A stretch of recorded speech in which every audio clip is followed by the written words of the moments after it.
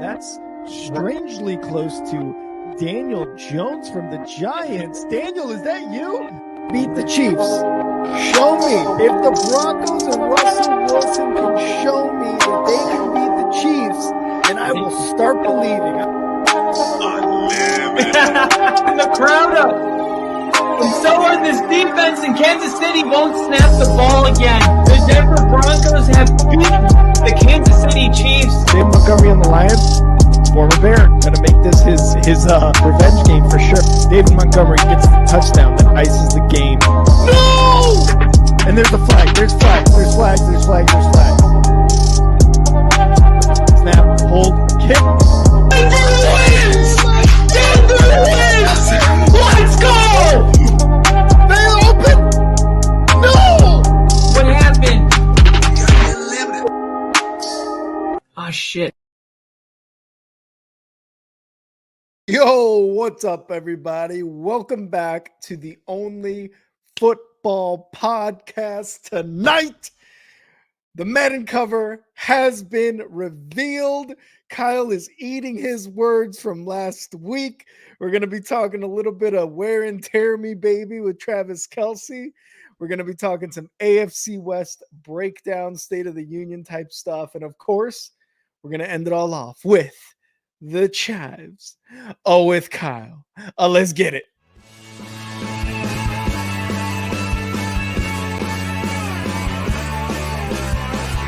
America is football. Football is America. And if you don't like it, you can kiss your candy ass. For the moment in time, I don't give a damn. Oh my god! No! You love this. 30 to 27. No! Chiefs win. Chiefs win 30 to 20.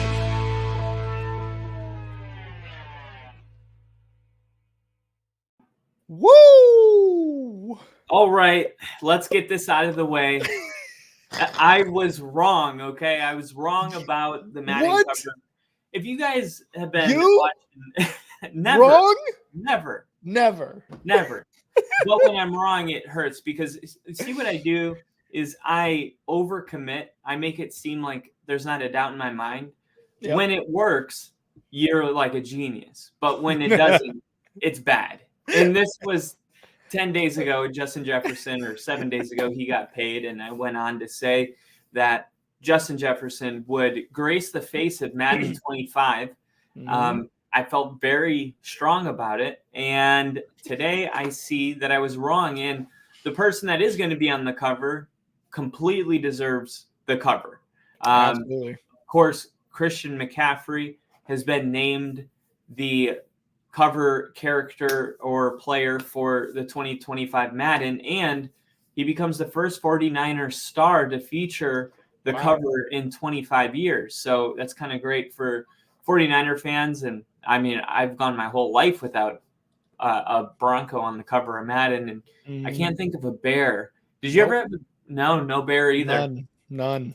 But of course, with CMC being the cover of Madden, it has to naturally spark a debate about the game's curse. Yep. Is Madden cursed? And if it is, say it ain't so, because Christian McCaffrey struggles with injuries all on his own. He doesn't need any help from the Madden cover. And he has stayed healthy all of last year for the most part. And then since he was traded to the Niners last year, he was healthy. So a person that was really banged up with the Panthers, it really feels like if there was a fork in the road of how his career was going to go, the best situation, worked out for Christian McCaffrey going to the 49ers, having a better offensive line, having more stability. He's staying healthier. Maybe that's a testament to the trainers or whatever. Yeah. But it's like, all right, well, he's going into year 3 of not an injury. Isn't it more likely that he gets injured? I hate to say it like that. Yeah. But this sport is more when, not if. And the Madden curse, your people that like the Madden curse, if he gets a sprained ankle, of course they're going to be like, oh, there it is. But is there any legitimacy to any of that? What do you think?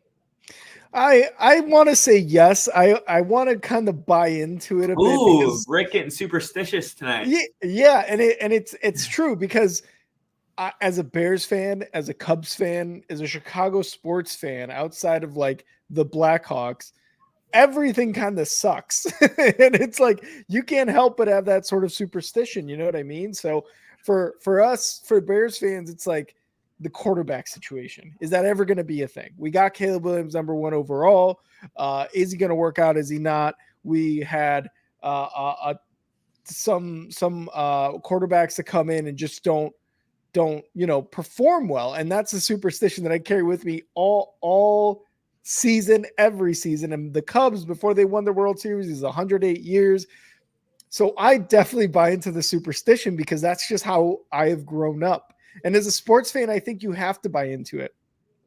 So I think 49ers fans right now are like they're happy about it, but they're also like, oh god damn it, CMC has been hurt, like you mentioned.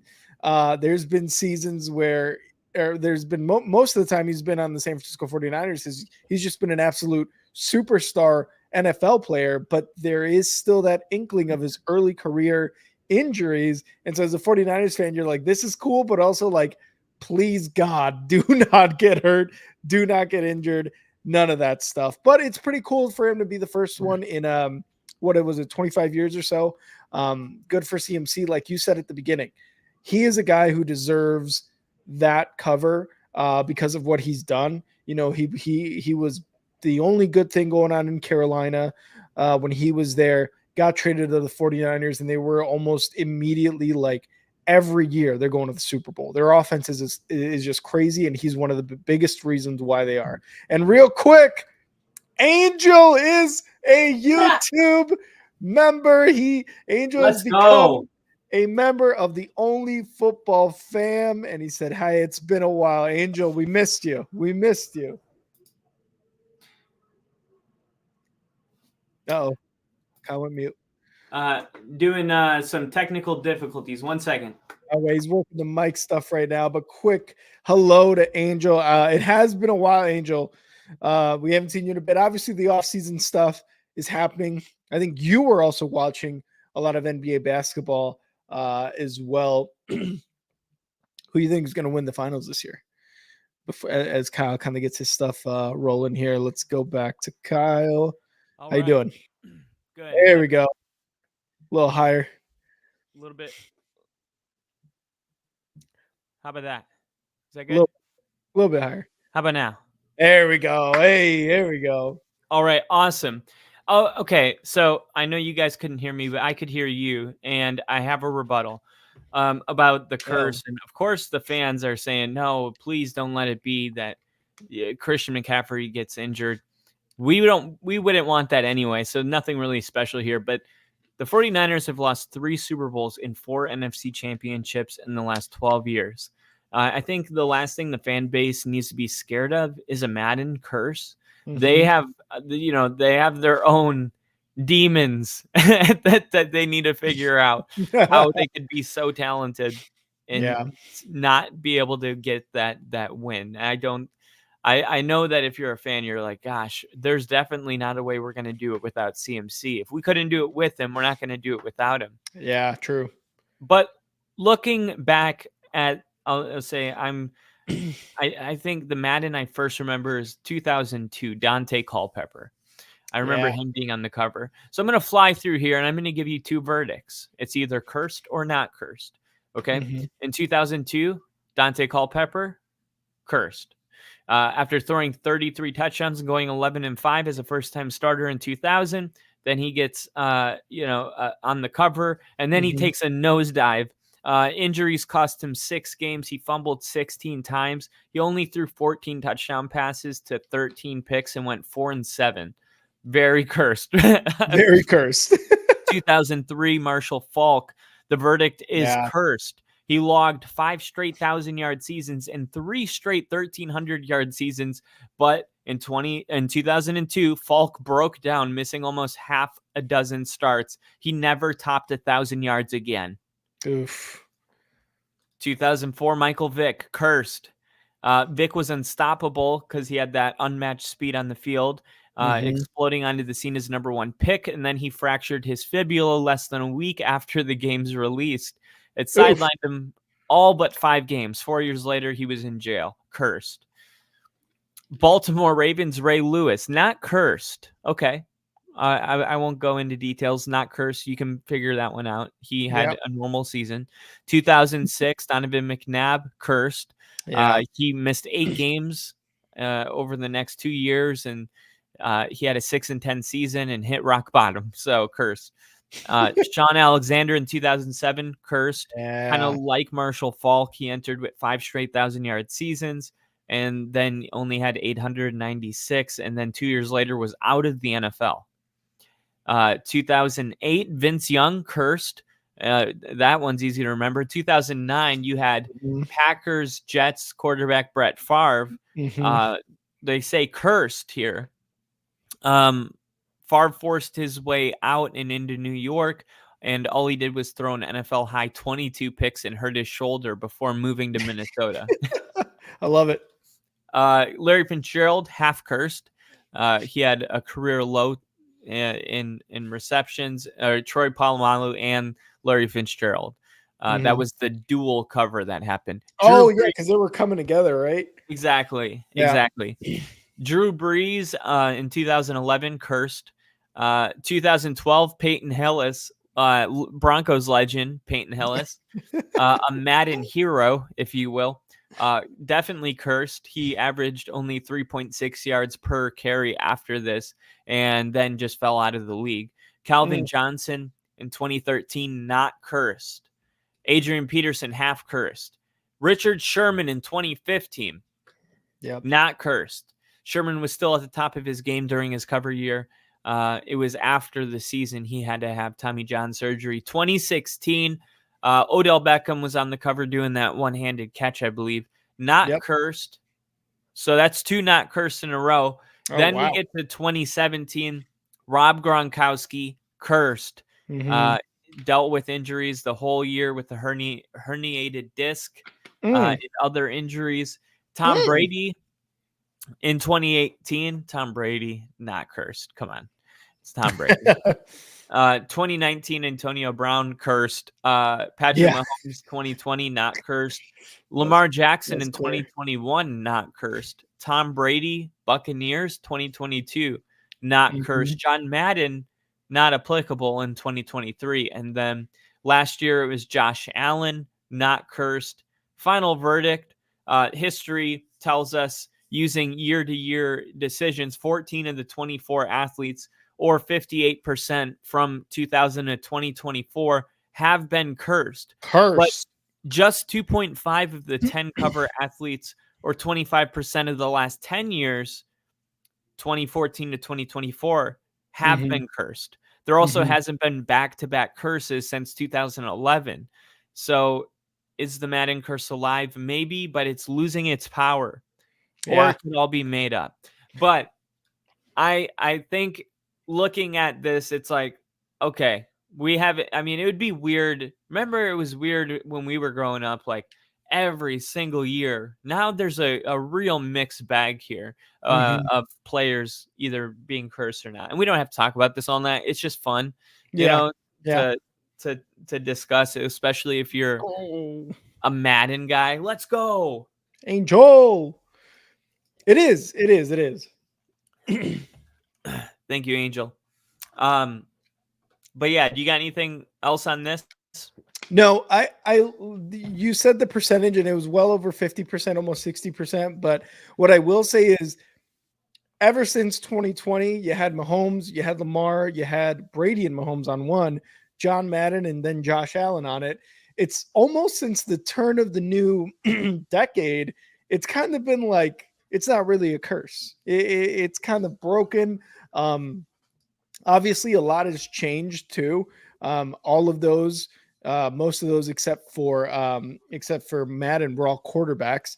So clearly, that change of putting a lot of emphasis on protecting the quarterback has sort of changed the dynamic of the curse too. So I would say CMC is a bit different in terms of, he's a running back and he has had an injury history. So this could be the beginning, but it's nice to know that the last 4 or 5 covers have pretty much not been anything to worry about.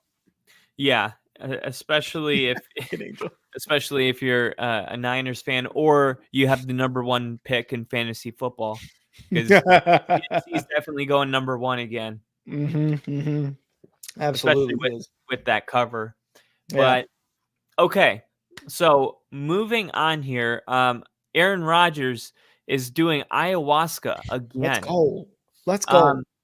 This time, I believe. Okay, first off, I'm speculating.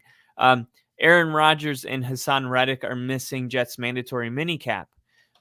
Robert Saleh said that their absence is both unexcused. Okay, so of course Hassan Reddick is holding out for money. Rodgers has money. Apparently, he has been communicating with Robert Saleh that he had something to do that was really important, and that he would be missing the first week and accepting the fines. However, he was at the voluntary mini camp. What was that, 2 weeks ago? So, Saleh said he spoke to him over the weekend. Appreciate the dialogue. He's in a really good place mentally, working his tail off. We already know he's choosing to sit out this one, inexcused.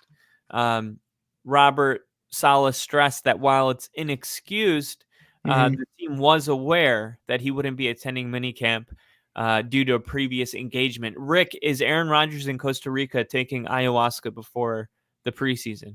Absolutely, he is. There's literally no other explanation. Aaron Rodgers. Look, man, Aaron Rodgers, like what's the saying? He follows the beat of his own drum. That's who Aaron Rodgers is. Let's be real. If he wants to fucking go to Costa Rica or anywhere else in the Caribbean and wants to do ayahuasca, guess what, guys? Aaron Rodgers is gonna fucking do it. He has been in the league for so long to the point where if he's doing this, it's not necessarily anything to worry about, because he's gonna come in and probably be the best Jets quarterback of all time. Let's be real here. I mean, what's his face? What was his name? Joe Namath. Yeah, he won a Super Bowl. He was a pretty decent quarterback, but I mean, Aaron Rodgers is probably going to smoke any and all records that Joe Namath had. He was probably the Jets quarterback when you were a senior in high school. Hey, Kyle, aren't you 30? That's crazy. We're basically the same age now. But look, is he doing it? Probably, man. Like, again, he follows the beat of his own drum. He is who he is. It's tough to kind of like, it's tough to have him follow someone else's rules. That's just who Aaron Rodgers is. I just think, honestly, if Tom Brady was doing this too, I don't think there'd be any worry. And Aaron Rodgers is doing this. Again, I don't think there's any worry.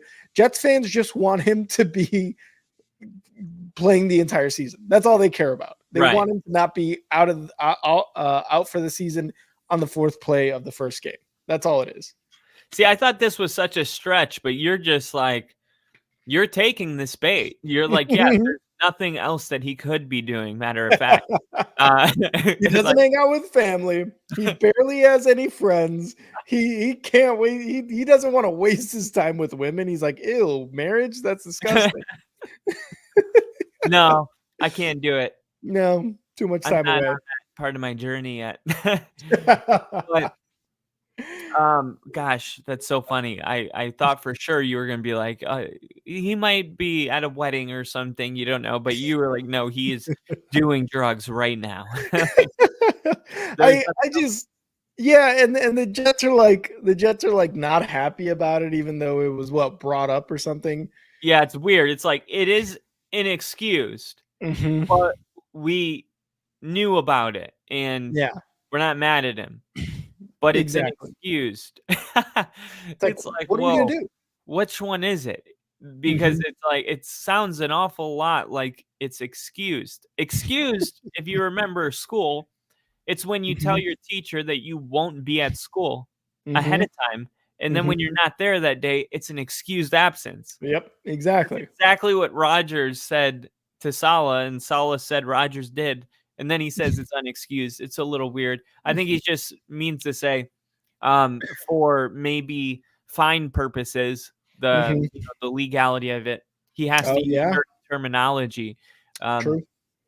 But you're right. If it was Tom Brady, nobody would be worried about it. And if you're a Jets fan, you don't need to worry about Rodgers not being at OTAs right now. You need to be worried if the offensive line was doing ayahuasca. Those are the guys that need to be at OTAs getting some chemistry going on the offensive line. They can't be doing ayahuasca right now. Your quarterback, I mean, I've seen him. I've seen Rodgers this offseason. He looks stronger. I mean, he's probably been lifting a lot of weights because I knew this was my injury. Like, I bulked up after my injury because I couldn't run anymore. And the only way to kind of, to replace that feeling you get from cardio is to start lifting heavier. So he does look like a little bit, he looks great. It would be one thing if he looked like, Andrew Luck. Have you seen Andrew Luck lately? No, but even when he came into the league, it was like, that's a quarterback? We are doing this. I'm sorry. And by the way, I mean no disrespect by this at all. I'm going to look him up too. Andrew Luck. I got it for you guys. Okay. So we hadn't seen Andrew Luck in a long ass time. He disappeared from everything. And then when we finally see him again, ladies and gentlemen, this is what we see. Do you guys see? Wow. That's Andrew Luck. He's so like Matthew skinny. McConaughey in Dallas Buyers Club. When he's crying in the car. Dude, this is not the same guy. No, I wonder, because, like, let's be real, guys. Like, quarterbacks are weird people, and, like, not weird in a bad way, but they're like, all of a sudden, like, I'm done with my football career. I'm going to be a fucking vegan or something now. And they lose ridiculous amounts of weight, or they do, like, some other shit. Andrew Luck is that, like, I am on a liquid diet. Or a running back that was, like, jacked is now, like, 300 pounds. You know what I mean? Like, it goes the other way, too. There's certain players that, like, while they're playing, like, some of these players put so much effort into, like, keeping their weight down. It's ridiculous.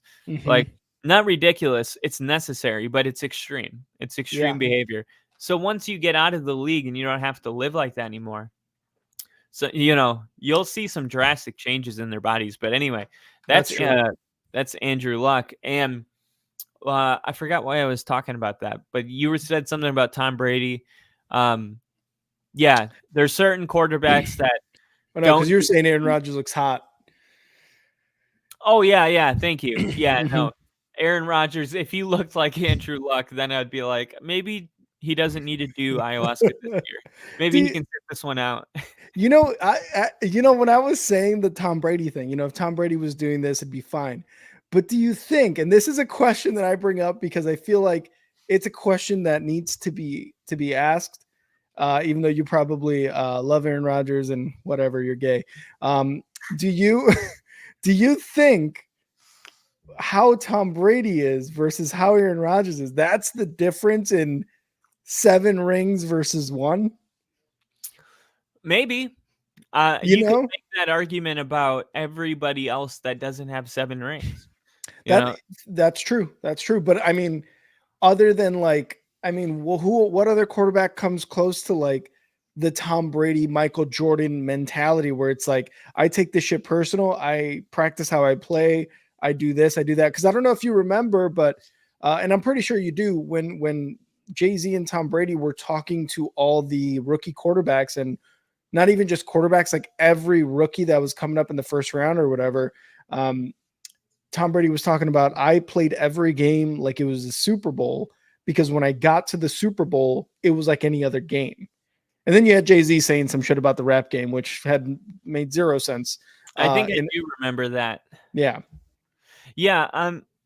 Look, I really think as fans, we tend to want to group quarterbacks.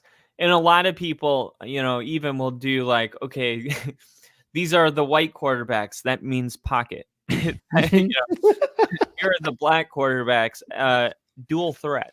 Like, Yep. and it's like, it's not true. Like, CJ Stroud doesn't run with the football. Aaron Rodgers runs more than CJ Stroud. Like, and I think if we're not careful, we'll forget that each one of these quarterbacks are totally unique. Like, no quarterback will ever be Tom Brady. Just like Dan Marino was a one-time thing. John Elway was a one-time thing. Yeah. Like, they all live in their own era. And I think for dynasties to happen, I think it might be more than just being Tom Brady. I think other things have to kind of fall into place. The team has to be coached well. There has to be good personnel decisions. They have to have a strong defense. Tom Brady had a lot of strong defenses. His early did. Super Bowls were won by the defense. So I think when everything's going well, you get this perfect recipe for a dynasty. And then once the dynasty happens, it's easy to say, well, that's because Tom Brady's so great. But in reality, maybe if you put John Elway as the Patriots quarterback for those 20 years, maybe he would have done that too. Yeah. Maybe, and you can never really know for sure, though. You can never really know what another player could have done. But I believe even quarterbacks like Kurt Warner, like, these guys are all-time greats. And I think every time they got on the field, they played it like it was their last game. They put everything into it. They were watching film. Like, you don't get to a high level in this sport without being obsessed with what you do. But when you win 7 rings, people are going to listen to your stories more than they're going to listen to somebody that never got the ring, like Dan Marino. Dan Marino's not going to be considered a GOAT because of the rings, but for all we know, they were very similar in everything. Yeah, and I guess that's kind of just that thing that comes with the rings, that like aura that when Tom Brady speaks about playing every game like it's the Super Bowl, it means way more for coming from him who has all these championships than it would coming from, I don't know, a Cam Newton, for example, right? Like, he was still very good and was an MVP and was almost the definition of a dual threat quarterback with his arm and with his legs. He was a big, strong guy. He looked like he lived and breathed football. But you just don't get that same sort of feeling from him. Yes, he was in the NFL. There's very, very few people who get to play in the NFL in the entirety of the NFL compared to the population of the world, right? So, but again, I think it's just that, like, wow, he won 7 rings, so I'm going to pay more attention to what he says, even though this guy over here is saying the same thing, and he was also in the NFL, but because he's got the rings, he's got the championships, he's got the hardware to show it, I'm going to give more of my time to this guy over here, Tom Brady, for example. But I just always think it's interesting. You know what I mean? Because Aaron Rodgers is kind of regarded, I think, in my opinion, is one of those quarterbacks that, yeah, he could probably win a Super Bowl with the Jets, Yeah, and then he would, John Elway didn't win 2 Super Bowls till his last 2 years, and he had been to like 6 of them. So, that's why that moment was so special. This one's for John, because it was like, man, we finally got it done. Yeah. And John Elway was like, at that time, he was a superhero. He wasn't just, he was John Elway, drafted to the Yankees, like drafted to the Yankees, just like the All-American, the guy that's like, this is America, John Elway. Like, just kind of, don't worry, John Elway's here. But even those guys get 1 or 2. And just from playing football myself, and this is kind of the reason I know this deeply to be true, is because even as a young kid, I was so obsessed with football that when I had no one to play with me, I would throw the football in my backyard to myself and just practice my over the like, I could play football for 18 hours a day and never get bored of it. And then when I'm done playing it, go watch it. And when I'm not watching it or playing it, dreaming about it. It's just, when you love something like that, you're really lucky, because some people don't ever find that thing that really gets their blood pumping. Yeah. But I just didn't have the body to to take it to the next level. I didn't have the training. I didn't have the right coaching. I didn't have stability. I moved around a lot. It just wasn't. It wasn't important. So, but I always felt like if I would have, been born in a better situation or a better body, definitely everything that I had up here is in here is what these players have that when they're talking about how important, like job finish, like these mentalities. Yeah. I understand them so deeply. But of course, like I never got to experience, I never got to use it in the way that they got to, right? It's different. So, but that's why I think, man, I bet this is a common feeling among more than just guys like Tom Brady and Kobe. But those guys, you got to give credit where it's due. At the same time, Kobe said he would wake up at 5 a.m., train to 7, and then he would go through the whole day, and he'd be like, now somebody else would wake up at 7 and train to 9. So he's like, I get 2 more hours per day. And if I'm training 7 days a week, that's 14 hours per week. And then he multiplies it. And then he goes, by the time I've had a 20-year career, I have 11 years of practice more than. Yeah, I saw that. Yeah.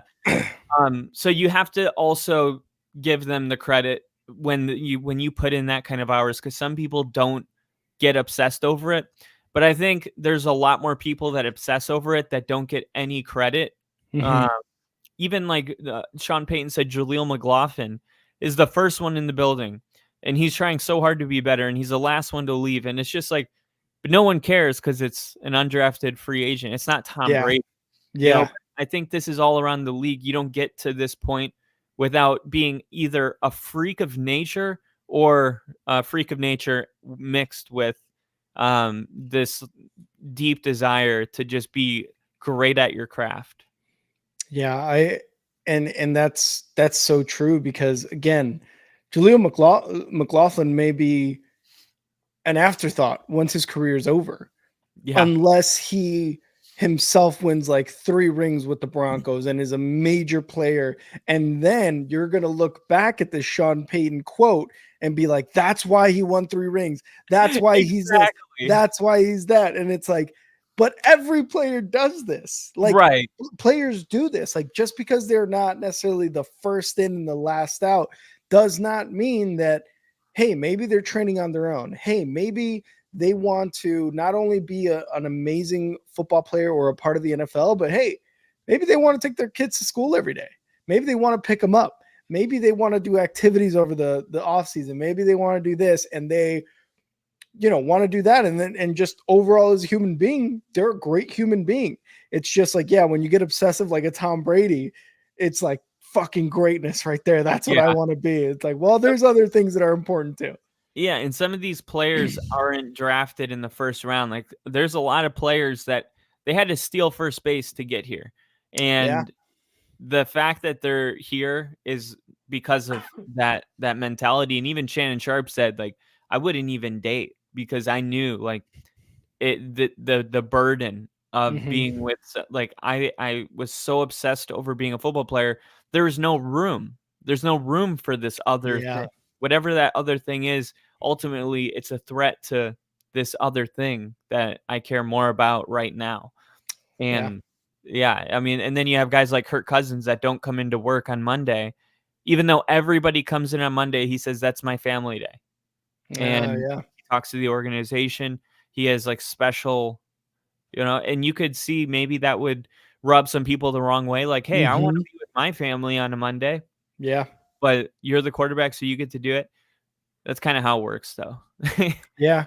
Have you ever seen that movie Whiplash about the drummer? Oh, dude. Top 50 movie of all time. Top 50 movie. I don't know what my name is. What's up? That part where he finds a girl, he finds a girl that he starts dating, and then he like sits down and has this conversation and is like, hey, we need to break up because I want to be the best. And here's the thing. What's going to happen is I'm going to spend less time with you, and that is going to cause an issue. And you are going to come to me and say, we need to hang out. We need to do this. And I am going to be so focused on drumming that I'm going to start neglecting you about that and start being mad and spiteful about that it's just going to tear us apart into this big thing that is just going to explode. So he knew exactly what was going to happen, and he told her straight up.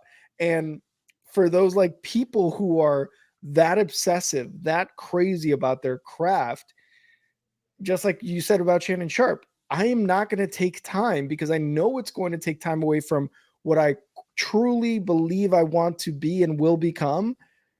And this is how it's going to be done. And he did it. And while I'm watching the movie, I'm just like, no, she's good for you, right? This and that. But at the end of the movie, like, it worked out. It worked out at the very end. And that is like it's a lot of maturity too on his part. Yeah. And that was basically a 2.5 hour movie of what you can assimilate Kobe, Jordan, Tom Brady, all these guys who obsess over their career and their craft, and maybe, don't necessarily want this other stuff that happens. And then the very end, when he's finally the best, that's what you see right there. You don't see all the struggle, all the hard work, all the hard conversations, all the sweat, all the tears, all the blood. You don't see all that. You see quotes and you see all the rings and stuff. So yeah, 100%. And a lot of these guys, what they have in common, and like manifest coaching and stuff like that, if you look into it, there are people that have different gifts, and to some extent, some people are just more, for instance, sensitive. They have a heightened sense of empathy. So for instance, like if you were talking to me about your problems, I'm one of those people that will really listen to you and feel it's a burden, because sometimes it can be heavy to feel everything all the time. But it's also a good thing too if it's used the right way. And I think everybody has these different gifts. I think some of the greatest athletes have this heightened ability to visualize success. Like Michael used to always say that he would envision the ball going in like before he was shooting it. And if you can envision something so deeply that it becomes real, then you've already made the shot before you put it up, And some of these athletes, and that's why some of them are really good at pool, because what is pool? It's visualizing the exact spot you need to hit the ball to get the perfect angle. That's a good one. Yeah. And some people just don't have that. It doesn't mean they're not as special. It's just they're different, Yeah. And I'm not a doctor, so I don't know like what, serotonin versus dopamine people. I know that's a big branch, but a lot of athletes just have an insane ability to visualize in the middle of a play in a split second, which is exactly what's going to happen. Yeah, which is how you see like when Justin Jefferson makes that one catch where, the one hander that he had 3 people taking him down, and you get that snapshot. It's live and then it freezes. It's like, that's how he sees it when the ball's in the air, like I got to go get this. So I just find athletes fascinating. Yeah, 100%. And all this to say that yes, if Aaron Rodgers worked hard and didn't do ayahuasca, he'd have as many rings. So guess we'll never know. Guess we'll never know. What was that Kanye thing? It's like everybody wanted to know what I would do if I lost. I guess we'll never know. And just walked off when he got his Grammy. Everybody was like, "Oh shit!" It's like, never mind. I was gonna go on a Mac Miller thing. I like it. Okay. I like it. So, do you want to talk about the AFC West now, or do you want to talk about some weird terminology coming from a tight end? I want to touch on this tight end. You want to touch on this tight end? I want to touch on this tight end quote here. Where is it? Do you have it? Wear and tear me, baby. I'm ready for it, man. Put the load on me. That is a quote by a tight end, Travis Kelce. Put the load on me. Wear and tear me, baby. Wear and tear me, baby. Put the load on me. Are things going south in the Taylor Swift Travis Kelce relationship that he's asking his teammates to put a load on him? Like, what is going on Dude, he here? looks like he's been drinking this off season. I remember when we deployed to we were in Italy and it was during COVID and I sat in my room for 2 weeks. And I remember when I got out of it, people were like, "Oh, what your face? What?" 'Cause I came out of there so puffy from beer. Just like, you know how you get puffy? Yeah, you get all bloated and shit. Yeah. This is exactly I gotta show you. This is because you've seen Kelsey. You've seen him. Mhm. But doesn't he look real puffy here? He does, dude. He looks like he's had a couple benders. Yeah, dude. Totally. I can see it. It's hilarious. But Oh. funny that he would come off of a couple benders and then be like, you know what I'm gonna do? I'm gonna troll everybody and I'm gonna use words that everyone will know what I'm saying, but I'm not gonna make it that clear. Like announcers do this all the time. They'll be Mhm. like, Jackson beats Cox. You know, he's thick. He's powerful from the waist behind. They're just a couple inches short. Story of my life. Or when they draw the penis unknowingly on the teleprompter.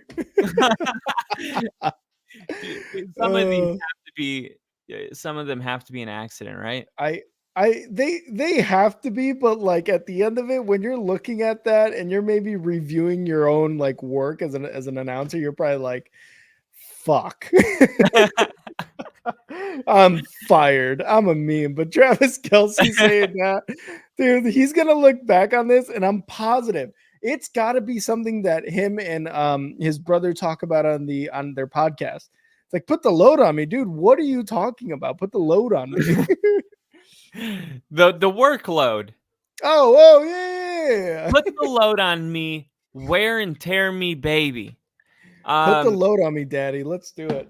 Somebody's definitely been drinking, but Kelsey, in all seriousness, is the best tight end probably to ever play the game. He is the leader of all time postseason receiving touchdowns, I believe, as a tight end. Wow. Not even a wide receiver. Like Travis Kelce's just been everything that way more than what the Chiefs thought they were going to get when they drafted him, or he would have gone in the first round like he does on fantasy football drafts. He is absolutely a monster, and it really showed that the organization felt that Travis Kelce was one of the chess pieces that can't move when they sent Tyreek Hill to Miami, because that was kind of a pivot point where it was like, who's more valuable? Is it Kelce or is it Tyreek Hill? Because they were both bringing a ton of value to the Chiefs offense. And they decided to stick with Kelce. And even on that wide receiver position hasn't really been filled since the departure of Tyreek Hill, but yet the Chiefs are winning Super Bowls. So it does make you feel like as long as Andy Reid, Travis Kelce, Patrick Mahomes, and on the defensive line, Chris Jones, as long as those guys can stick together, they could almost, they're at least a Super Bowl contender every single year. So how long Kelce wants to play matters if you're a Chiefs fan, because that's like keeping the band together. That's the Steph Curry, Draymond Green, Klay Thompson. You have to keep them together if you want to try to extend this dynasty. And they're trying to three-peat, but it sounds like Kelce, what he's saying, I'm going to play until I just can't play at a high level anymore. And whenever that happens, I'm going to walk away. But I think it's fair to say, when you look at the level that he's playing at right now, it's going to take about 5 more years for this thing to go down. And I think he wants to be with Mahomes. I think he wants to ride this. He probably knows what it's like to not have Mahomes. And he's like, man, I'm in a situation where I have a chance to win the Super Bowl every year. I have Taylor Swift as my girlfriend. I got one of the biggest sports podcasts in the world. I'm going after a third ring. Like, what more could you ask for? I'm not leaving. I'm not fucking leaving. I'm not leaving. I think Kelsey's got about 5 more years in him. What do you think? I agree with everything you said, because I was listening to a podcast and they were interviewing Greg Olson, who's also been, one of the top tight ends in the NFL during his time. Maybe not, the top tight end ever of all time, kind of like Travis Kelce is becoming, but he was mentioning how Travis Kelce is getting up there with like Tony Gonzalez. He thought nobody was ever going to touch the Hall of Fame career that Tony Gonzalez had, right? He was an absolute monster, and he's saying Travis Kelce is getting there. Travis Kelce is that Gonzalez type of guy, stats wise, impact wise, like you said, right? Like they got rid of Tyreek Hill because they wanted to keep Kelce, and here they are winning Super Bowls. So I totally agree. As far as 5 more years, I mean, he is 34. Can he play until 39? Well, I don't see why not. Mercedes Lewis just re-signed with the Bears, and he's 40 did. years old. Yeah. You got Tony Gonzalez, Jason Witten, who retired at 35 and then took a year off and then played 2 years when he came back. So he retired at 38. And then who's the other one? Antonio Gates. He also made it to 38. Oh, that's right. So I don't know. I mean, he seems like he takes really good care of his body. He's got a really good feel for the soft spot of zone where he just kind of settles in. He takes hits pretty gracefully. It seems like he's a big guy. Tight ends can play a long time. And, that's true. Like, Gonzalez played until 37. Yeah. What other position is 38 on the field? Quarterback and tight end, and maybe an offensive lineman. Yeah, because you had that one guy. Oh my God, I can't believe Jason Peters. He played on the Bears, and he was like late 30s. Okay, let me look him up real quick. I'm pretty sure it was Jason Peters because he did play on the Bears. Played pretty late too. He is currently 42 and on the Eagles. Yeah, he played last year at 41 with Seattle. And I believe he's with the Eagles right now. Wow. Well, I don't think Kelce's looking like the kind of guy that's going to play till he's at 38. Yeah, no, I could. Yeah, like you said, like the hits that he takes, like it doesn't seem like they're doing much to him. This guy's what, a 3-time Super Bowl champ, like an 8-time Pro Bowler. What else was it? He was 9-time Pro Bowler, 4 times All Pro, all 2010 team in that decade. And again, Super Bowl champ 3-time. And he is still like, he's still ridiculous. I mean, last year he caught 93 passes. He's gone 3 seasons with over 100 passes caught. He's had 1, 2, 3, 4, 5, 6, 7 straight years of over 1,000 yards receiving. Last year was his only one that he was only 16 yards short of 1,000 yards last year. Only 16 yards. That's insane. So I mean, I don't know about 5 years. Can he play well into his late 30s? Yeah. And if it is 5 years, I mean, he is just going to have the greatest tight end career of all time. And isn't it crazy too that Tony Gonzalez was on the Kansas City Chiefs too for the longest time? Yeah, it's like the Chiefs really got the tight end position figured out. They got it locked down for like decades. They're like the Steelers with head coaches. Yeah, or the Packers with quarterbacks, unfortunately. Which I don't know if you saw, but Mike Tomlin was extended to the 2027. It was a 3-year extension. I did see that. I saw that like his walked out of the press conference after the playoff loss because they asked him about his future.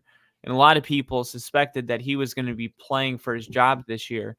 And then they end up extending him before the season starts. What do you think about that? I mean, why not? He's already got a culture built there. The Steelers organization doesn't hire and fire coaches, and it's proven to be somewhat of a solid system. They just need a quarterback, man, because after Ben Roethlisberger, it's been a tough go for them. They need to get a quarterback. They thought Kenny Pickett was the guy. They had drafted Rudolph. They're trying Russ and Justin Fields now. If they can get a quarterback, and you've got Mike Tomlin there for another half decade, I think the Steelers can definitely be like forced to reckon with in the AFC. It's just, again, it's going to be tough to beat Mahomes, but Mahomes has been beatable before. You've seen Tom Brady beat him. You've seen Joe Burrow beat him. He's beatable. It's just going to be a tough go. Yeah, I think when he took over, he was the youngest active head coach in the league. Oh, wow. I can't remember that for a fact, but I remember I unless my mind's tricking me, he was the youngest head coach. Head coach. I think he was like 30 something when he took the job. Maybe 30. Yeah. Well, let's see. How long has he been the Steelers head coach? Yes. Since 2007. So it would be 10, 7, 17 years. So 17 years ago, 17 minus 52. So he took over in 2007? So he was 35. 35 years old. He was born in 72. Yeah. Okay. So, yeah, 52 years old now, 173, 102 since taking over. So he's got 73 more wins than losses, which is equal to what, like 5 seasons of straight. Yeah, 5 undefeated seasons. Bill Cowher was the guy that was before him, and he also had a long tenure with the Steelers. And this is what Mike Tomlin said: "I'm appreciated for this contract extension and thankful for Art Rooney for his support during my 17 years in Pittsburgh. We're continuing to work diligently to get back to where we belong." Because make no mistake about it, like Mike Tomlin knows, even with this extension, he hasn't delivered. He's delivered winning seasons, but I don't know if you're a fan. It's like, yeah, it's awesome that we finish with a winning record every season. It's not awesome that I'm losing hope that this team can actually win a playoff game, because it just doesn't seem to happen for us. And then you see like the Texans and how that change just was so good for the organization. And maybe you get a little jealous. Like maybe Mike Tomlin, maybe that time is done. But I really think Mike Tomlin's going to walk away when he wants. I think he's kind of earned that right. And I think he'll know when to walk away. Like he's not going to stay if the fans don't want him. But he's just earned that respect over 17 years. But it is, even when Mike Tomlin's making a statement about it, it's like, hey, I know that we need to get back to where we're supposed to be. Sustained playoff success and winning a Super Bowl. That's what I'm hired to do. Haven't really delivered. You can almost hear the defensiveness, which is what you want. If you're a fan, you're like, okay, he's aware. He's aware that, he's not sitting back and just collecting a check over here. Like he knows that he hasn't delivered, because the expectations are at least playoff wins, but Super Bowl. The Steelers have always been that type of franchise. Most of my life, they had the most Super Bowls of any organization. That's right. That's right. Steel curtain and all that. I saw them go to 2 in my first 15 years. Oh, wow. Yeah. Wait, no, 3. I saw them go to 3. I saw them go to play Seattle in 2005. They won that one. Yep. And then I saw them go against the Cardinals in 2010, I believe. And then was that 2009? Yeah. And then 2010 was the Packers and Steelers. Yeah. So they were one of those teams, but it's been a while, right? Yeah, and you said it, like as a fan, you love that the Steelers have not really been a joke in terms of losing seasons. Let's say for example, what the Carolina Panthers are a bit now, what the Detroit Lions were a bit, these teams, right, have been. But also the joke is now you guys never are, ranked to be a Super Bowl contender, because you guys never have a losing season, but you never have a ridiculously good season with double-digit wins, and you guys are no shit contenders for a Super Bowl that year. That is the joke now. So as a fan, as a Steelers fan, you're probably kind of just sitting here and seeing that extension, and you're like, the culture is good, but is the culture what we should expect after this last decade? plus, right? 14 years, let's say, of not really being a contender for a Super Bowl and just kind of staying above water, drafting in the middle of the draft for most years. Or, you know, can he actually live up to what he's saying right now? And like, hey, we do have to get back to that championship way. And we know it's not going to be a season where we have only 9 wins or 10 wins. It's got to be a season where all parts of your team are working together to a 12 win, 13 win type of season. And then we'll be taken a bit more seriously, right? Because if they can do that with Justin Fields and Russ after this extension with what the team that they have and the defense that they have, more importantly, at least Steeler fans can be like, okay, now there's something happening. Now there's some traction going, right? So I think Steelers fans are kind of finding themselves in like this like rut that they just can't get out of, and they're wondering like, okay, is it the fact that we haven't been able to have a quarterback since Roethlisberger, or is it that maybe the coaching needs to change? Maybe Mike Tomlin does need to go and retire or go to another team, like a Belichick type of thing. You know what I mean? So I don't know. Yeah. It would suck, but there is a good continuity there with Mike Tomlin there as head coach. And I kind of feel for Steelers fans because it's like, which way do we go? We're at a fork in the road. Which way do we go? Yeah. And the Steelers, like we said, they've been consistently competitive with Mike Tomlin, but they haven't won a playoff game since the 2016 divisional round. Jesus. Which is an 8-year drought, and that marks the club's longest since the Immaculate Reception in 1972. Mm-hmm, mm-hmm. So that's going far, quite a far ways back. But that just tells you, like, like the Steelers are coming off a 10-7 season with really no quarterback. Mm-hmm. I mean, it's pretty amazing in the most difficult division in the NFL. And Mike Tomlin's like, yeah, we haven't done a good job around here lately. It's just, man, I wish that was a bad year for me. Same, dude.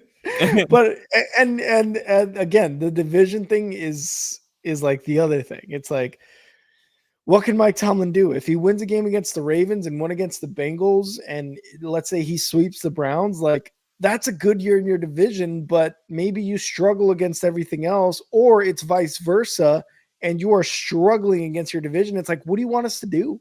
It's tough. It's tough out there. Yeah. And I had a couple small ones that we can roll through, and then we'll jump into the AFC, but this is kind of a segue to the AFC.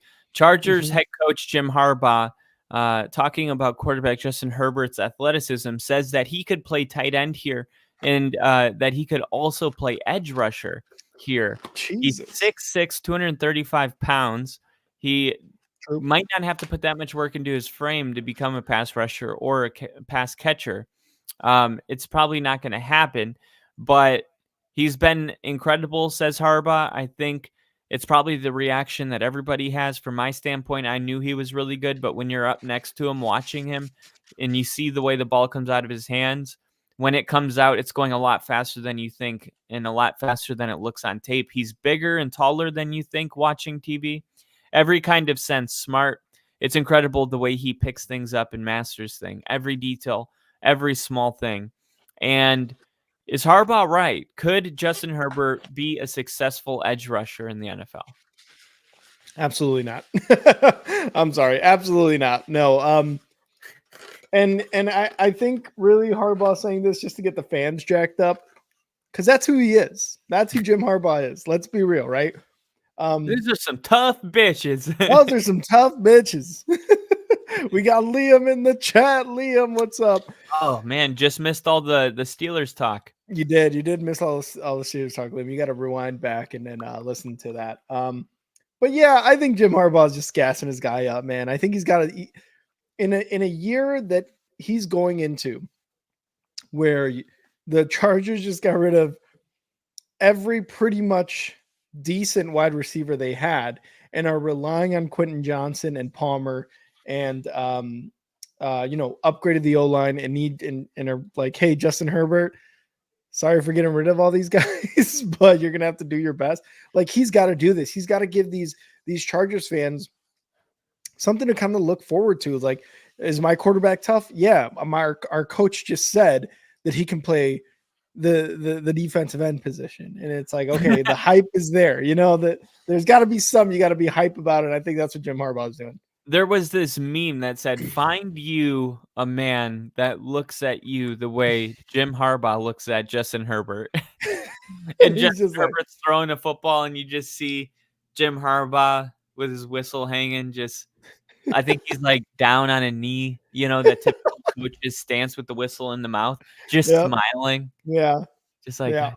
And then he even says here, he goes, the arm talent's better than advertised. It's an exciting thing. I found myself just sitting at my desk at times going, he's on our team. It's not just in shorts. He's hype. He's so hype. He's like, it's not just YouTube shorts. I've seen him do this in 11-on-11 NFL padded football games. It's just amazing. I think it's going to be a real, imagine what we've known about Justin Herbert without Jim Harbaugh. Honestly, yeah. And again, that just brings more of the hype in. And I think it's going to be a fun season for the Chargers. Honestly, they may not get double-digit wins, if I'm being honest. They may be second, third in the division. But it's going to be an exciting year, I think, for them. Yeah, I agree. And we're going to go through these pretty quick. But Bengals quarterback Joe Burrow admits that he's questioned football mortality amid injuries. Oh, wow. Whenever the injuries start to stack up, your football mortality kind of comes into the back of your mind, Burrow said, following mandatory minicamp practice. So that's definitely something I've thought about and something I've had to fight through. Is Joe Burrow too deep in his head here? Yes and no. Yes, because he is the quarterback. There are so many rules designed to protect him that his injuries kind of seem to be like, fuck, that sucks, but it's not something ridiculous, right? Remember, Johnny Knox for the Bears a while ago on a fumble recovery got basically scorpioned, where the back of your foot, your heel touches the back of your head. That's, and he got partially paralyzed, and he's fine now, but that's the shit you got to worry about. Again, this isn't to say that these guys don't go 100% almost every play, and it is a very dangerous game because you have a 300-pound guy coming at you full speed, or what he, as fast as he can go. And and this is part of the no, I don't think he's going too much in his head or whatever, because it can be scary, man. Imagine like a 275, 300-pound guy, all muscle, coming at you full speed with the intention of knocking you down with his entire body weight. Like, that is still kind of scary. Concussions are a thing. Injuries, freak injuries are a thing. They are trying to make the game safer, but for the offensive guys, right? The hip drop tackle, all this controversy going on. So that's why I don't think necessarily it's like a yes and no. Is he in his head? Yes and no, because he's a quarterback. The rules are designed to keep him safe, and no, because of all the dangers all the time on the football field. Yeah, I totally agree with that. And Burrow said, you always forget how hard it is to come back from injury. That's every time it happens. There's always peaks where you're like, I'm feeling great. And then a couple of months later, you have a couple of days where it's like, man, I'm not feeling great. And I can say 100%, I know exactly what this feels like, where you have a day where you're like, I think I could actually jog. And then you go on a jog, and then the next day you wake up and you're like, I guess I can jog because, now I'm dealing with this painful situation. And it's like, that's the word. You're trying to do what your body is capable of doing, but you're not hurting yourself. But even by doing that, you can hurt yourself the next day. And then it's just kind of like, I thought we might have kind of hit a new milestone in the injury. But it turns out I'm not as far along as I felt yesterday. And that's just what makes it really difficult. And Burrow said that, conquering rehab has empowered him in the past. And this was what stood out to me about this whole article, because he said whenever you fight through adversity and you come out on the other side, it definitely gives you a feeling of invincibility at times. But obviously, that's not the case, because he is now in his second injury. So he's like, when you get injured, like maybe in his head, he's like, okay, I've had my injury. I'm good to go. I'm feeling a little invincible coming off of this injury. And then you get injured again. And it's like, oh, this can happen every year. I mean, that's just the reality of the sport.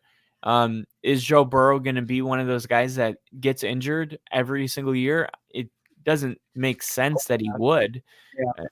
But so far it's been really difficult for him. But he is one of those quarterbacks where when he's playing, he gives you a chance to win the Super Bowl. But if he's playing is becoming a bigger if these last couple of seasons. But I think if he can string together a healthy season this year, we'll all just move on, and maybe this will just be kind of a dark spot of his Hall of Fame career when he was, dealing with injuries when he was younger. Because it's not like he's Lamar Jackson, like running around or Josh Allen. It doesn't really make sense that someone like Joe Burrow, who is getting rid of the ball pretty quick, fast processor, pocket quarterback, not a runner. It would just be weird for him to continue to get injured. It wouldn't make a ton of sense. But then again, it's a contact sport.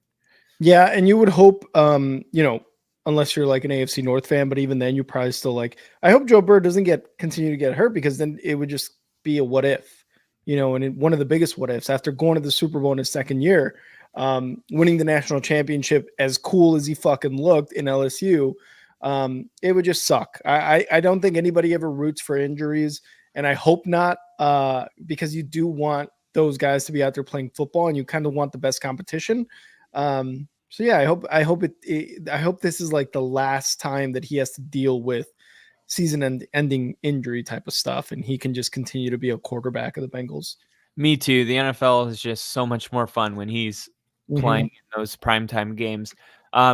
Last NFL news tidbit here is that one of my favorite wide receivers, Amari Cooper, is seeking a new contract. Now, we've seen other wide receivers seeking a new contract, and they held out from voluntary minicamp. Cortland Sutton was a big name that was sitting out of voluntary workouts, but as soon as they became mandatory workouts, he showed up at the facility ready to go. So the players, that the holding out of voluntary minicamp, you don't get fined for it. It's really one of their ways of exercising leverage. And a lot of the players, once those fines start, they show up, right? It's like, I have nothing to lose by not going. I'm not going, right? They don't pay me enough to go. So when you see the voluntary stuff end and the mandatory start and then a holdout, it means a lot more. So this is mandatory minicamp that is officially going on around the NFL, and all those guys that are holding out for leverage have come back to work, but Amari Cooper hasn't. And Amari Cooper is seeking a new contract. Head coach Kevin Stefanski said Cooper's absence was not excused. There's that same terminology. I knew that was a thing. These situations, I understand that they do come up. I'll really leave all that between Amari's agent, and the general manager, Andrew Berry. Amari Cooper is older. Let's see if he turns 30 in 6 days, but I feel he's the oldest 30-year-old in the NFL. Like, doesn't it seem like Amari Cooper's? I remember him with the Oakland Raiders. Yep. Like, I don't know how he's my age. What does that make me? An old fuck. I'm old. Amari's old. I'm officially old, just like him. But in all seriousness, Amari Cooper, I think, is going to play a really pivotal role for the Browns, with Jerry Jeudy being kind of a mentee underneath Amari Cooper. And Jerry Judy's come out and said Cooper was always his inspiration growing up. He's the reason he went to Alabama. If anyone could get Jerry Jeudy to unlock his potential, it's Cooper, because Amari Cooper is a polished route runner. He's a coach on the field. He's going to be a successful coach. Whenever he hangs up the cleats, immediately he'll be a coach. I guarantee it. He's just so valuable to the team. Yeah. It's easy to go, oh, he's old. He finished 5th in receiving yards in the league last season. 5th. So this is kind of the people that are like, Derrick Henry's lost his step. It's like, yeah, but he lost the step from 5 yards a carry. He's still better than 80 90% of the running backs. That was me. If you lose a step, but you know, oh, so he didn't throw for 5,000 yards, he threw for 4,700. That's still better than most. And I think Amari Cooper's still one of those receivers that brings a lot of value. But the Browns currently have $13.7 million in available cap space, and they could use that to their advantage with an adjusted deal or push out additional expenses and do future years with an extension. But I'm curious, what do you think Amari is really asking for here? Because he is turning 30. I think I would say like a 3-year, $60 million deal is probably what the ballpark I think that he's asking for. His deal currently pays him an average of $20 million a year. So I didn't even see that until now. So that's exactly $60 million 3-year. What do you think? Would that be maybe a little high? Maybe 3-year $50 million? 3-year 50. So, well, the thing is, like, his deal was 5 years, 100 million that he signed with Dallas, and then he, came over to the Browns. So 3-year 50. I mean, that could be doable, I think, for him. What is he really asking for? I think he's just asking for, I guess that just, what I think he's asking for is, do you believe in me? Yes, because I want to be here. And I want a contract that shows that you, one, believe in me, and two, just some alleviation on my end of what's going to happen after this year. Right? Like, I want to finish my career here type deal. Yeah, because he went between, like you said, Oakland, then Dallas, back to Oakland, back to Dallas, and now with Cleveland. So there's been a lot of moving around for a guy who has had 7 years of over 1,000 yards receiving, the last 2 years in a row over 1,000 yards receiving. So it does seem to be a little bit of, I would say, frustration on his end. I don't know if he's a guy who maybe is some sort of locker room pain in the ass, but from what I've seen and from what you and I have talked about, he just seems like a guy that, is doing his job on the field, off the field. You mentioned Jerry Jeudy coaching him up, and he's going to do that to all the other guys coming up. So again, I can't, like, are they saying that maybe this is an issue with him and that's why he's moving around? I haven't seen any of that. But what I believe he is wanting is that stability of, I want to stay in Cleveland. I want to finish my career in Cleveland. I want to hopefully lead these guys to a Super Bowl with whoever's my quarterback, with my other wide receivers, with this team in general. I think that's really what he's asking for, versus a guy like Justin Jefferson or Brandon Ayuk, who I want to break the wide receiver market. You know what I mean? Yeah, and really, you look at, of course, Justin Jefferson's getting paid the most money, making $140 million. Yeah, ridiculous. That's insane. Amari Cooper is definitely not on that level. I have it actually pulled up right here. So this is the top paid wide receivers in order. So you go down, it's like, okay, Cooper Kupp, that makes sense. Devontae Adams, Terry McLaurin, Stephon Diggs, DJ Moore. We're still in wide receiver 1 territory. Tyler Lockett, he's still in the NFL. Jerry Jeudy, Cortland Sutton. Gabriel Davis with the Jags signed a $39 million deal. Brandon Cooks. And it's like, where is Garrett Wilson's on a rookie deal? That doesn't make sense. No, I think you passed him up. You had to have passed Amari Cooper. Yeah, because he's making. There he is. Okay, here he is. Yeah. So between Keenan Allen and Chris Godwin, Keenan Allen's 32 years old. He's on an $80 million. So he's pretty much getting paid right where he should be, in my opinion. And you see Keenan Allen has 2 years on him, and the production he had last year with the Chargers in a down year for the Chargers. So Amari Cooper is like, hey, I can be that guy for the rest of my time here in Cleveland. So I don't think it's too far-fetched of him to ask for this or to, like, skip minicamp and stuff like that. Yeah, I I will just keep up with that. I mean, they did just pay Jerry Jeudy that big contract, so I don't know if they True. want to start getting into paying receivers a bunch of money. Yeah. I just do you want to pay if if I don't know. I feel like if you're the Browns, you already have a top 2, top 3 defense, depending on any regression that happens this following season. Um, you're taking kind of a risk on Jerry Jeudy. Again, he hasn't really shown much in Denver, but you can possibly credit that to the quarterback situation. He's a lot younger, obviously, than Amari Cooper, but Amari Cooper over his 10 years or so of his career, 1, 2, 3, 4, 5, 6, 7, 8, 9 years of his career has proven to you that he's 1,000-yard receiver. He is a ridiculous route runner, and he can make your team better, and he can be relied on to be a wide receiver 1. I don't know, man. I don't know. This is tough for the Browns front office, and I you should just pay Amari Cooper a 3-year, $60 million, like you said. Yeah, and I think that's why some of the Texans getting Nico Collins this offseason. Nico Collins is getting paid 24,250,000 per year, but he's down there with DK Metcalf, Debo Samuel, Devontae Smith making 27 or 24 a year. Justin Jefferson's making 35 a year. AJ Brown's making 32.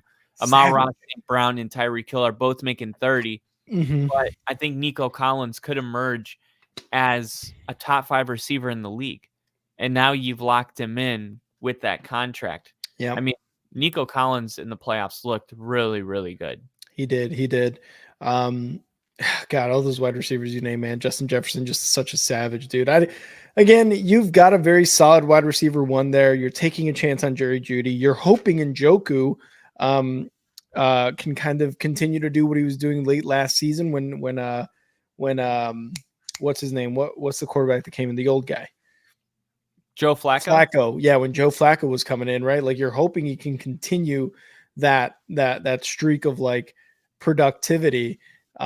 Because other than that, man, you've got the running back. What's the running back's name? Nick Chubb, but he's been injured. So can Deshaun Watson has been great. You got to get it. You got to get that productivity and that stability while you can, I think. Yeah, and let me ask you this. Do you think wide receivers that come out of college that are just like a can't miss type receiver, do you think that they should be do you think that they should be paid elite money? Not like elite, but I'll give you an example. Malik Neighbors, drafted really high, can't miss pick. He's making $7 million a year. So he's making less than Robert Woods and Jawan Jennings. Jamar Chase is still making $7 million a year. Drake London's making $5 million a year. Garrett Wilson's making $5 million a year. Chris Olave is making $4 million. Like, look at these guys and how valuable they are. I know eventually they're going to get their check, but even when you look at Marvin Harrison Jr., he's making $8 million a year, less than Mike Williams and Brandon Cooks. Like, if these guys are really going to be special, I just think we've seen enough wide receivers like Jamar Chase and the guys I just named, Garrett Wilson, come into the league, and it's like you knew that you were going to get a special player. I don't think that they should be paid more than. I mean, there's a lot of rookie contract stuff and a lot of rookie just pay that the NFL has structured with the teams now, and increasing their total cap space was one thing that was clearly kind of celebrated this past offseason. I don't really think they should have to pay these guys coming out of college like, what is that, 6, 7, 8 figures. I don't think they should be being paid 8 figures type of money coming out of college. 7 figures, like, it's where the NFL is going. It's how the cap is increasing every so often. So Again, I don't think they should be getting paid 10 million, 11 million, 12 million every year during their rookie contract, because then you start to kind of get these teams strapped for cash, and you might have to, I guess at one point, maybe shorten the draft from 7 to 6 or 5. And we've seen the talent that you get in your 5th, 6th, 7th round. I don't think they should be paid like that crazy, ridiculous money until they've earned it. And really, the cap is just going to keep going up. Players are just going to keep getting paid more. In like a decade, we are probably talking the first 5 picks off the board in the NFL draft are getting paid $10 million a year on their rookie contract. But that is because the cap has increased. That is because the talent has just been so much better than it has in years past. And we're seeing that now. But for now, I think 7 million, 8 million for first round picks, those first 10 or so picks or whatever, I think that's fine. I think that's perfectly fine because you're not necessarily in a financial hole if you're the team when you, for example, got a first round wide receiver and he's not working out. And after 4 years, you're not going to pick up his option, which is a ridiculous amount of money already for that 5th-year option. So again, I think they're going to earn their check if they do earn it. And yeah, I think keeping the money where it's at now is fine. I don't really think they should increase it. Yeah, and Bill brings up a great point. They're making all this money with their NLI deals. They're gonna be like, why would I go into the NFL and take a pay cut? That was one of the conversations around Caleb Williams, is like he's the highest paid NIL player to date when he was drafted. So that brings its own kind of like not, I don't want to say problems, but situations with that. And he could have absolutely been like, I'm not going to the NFL. I'm already making millions of dollars as an NIL player. I'll just forego it this year and go into the draft next year. Yeah, but the problem is you can't play college football for 10 more years. Exactly. Like eventually, you're going to have to come in. And it'll be interesting, though, to see how the NFL kind of maneuvers in the next, because this is all so new. You know, it's going to be about 5 more years before I think there's a real handle on this because it's so new. The last thing I wanted to go over was a really cool article written by Jeremy Bergman. He's a digital content editor for NFL.com, and he put together the top 10 primetime games on the 2024 NFL schedule release. And I wanted to go over them and see if you agree and what you think is because he has them in order. So if at any time during this you're like, nah, that game is definitely better, just, let me know. But at number 10, we have the Dallas Cowboys at San Francisco 49ers.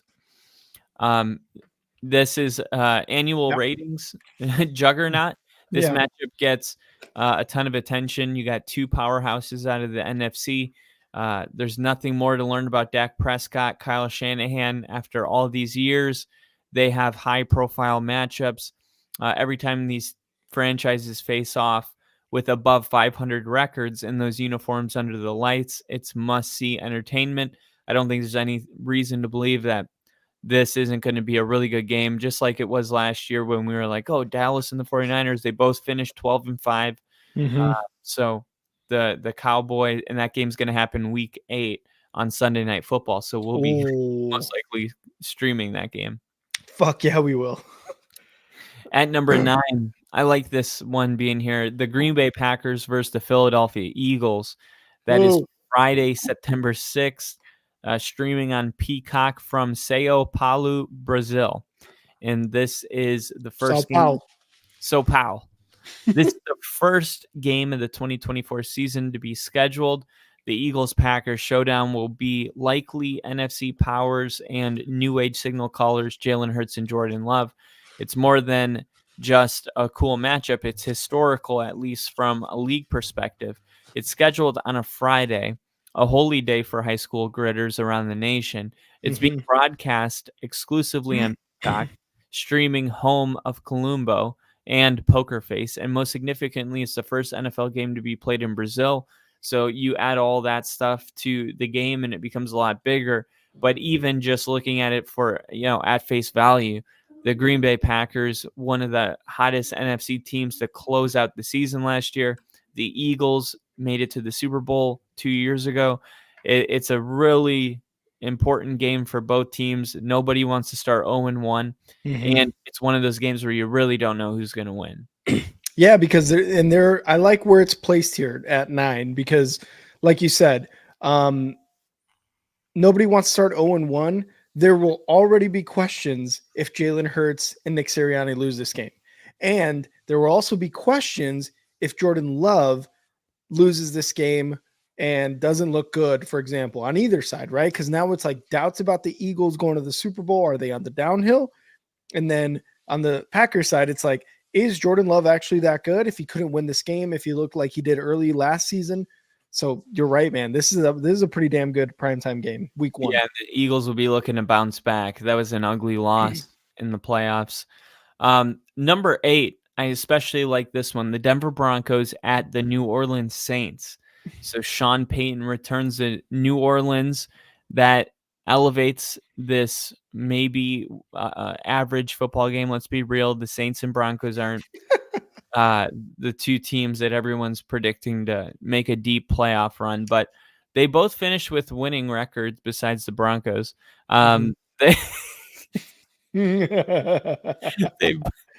They both finished with the winning record besides the Broncos.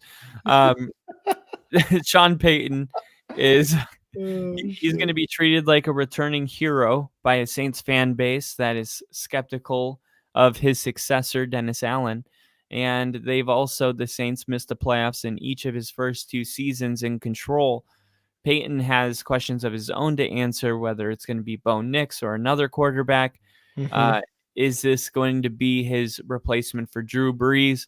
This is week 7, so not quite in the middle of the schedule, but right there to close out, I guess, the second quarter of this season. But I think you don't really have to think too hard about this one. Sean Payton returning to New Orleans, it's a big deal.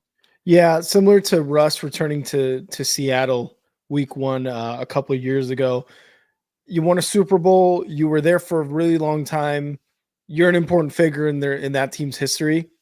I mean, I know neither of these teams are projected to be very good this season, but it still has some sort of like weight to it. So, I mean, I think the Sao Paulo game, the Brazil game should be higher. Maybe this one should be 10.